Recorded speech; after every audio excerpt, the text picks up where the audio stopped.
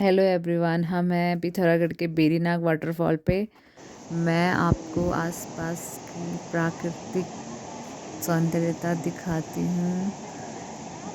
ये जो भी है सारा प्राकृतिक है, प्रकृति ने खुद से बनाया हुआ है। और यहाँ काफ़ी लोग आए हुए हैं जो पिकनिक के लिए आए हुए हैं। कुछ लोग ऊपर चावल बना रहे हैं, कुछ लोग खाना लेके आए हैं और काफ़ी इंजॉय कर रहे हैं। Okay, take care and thank you so much.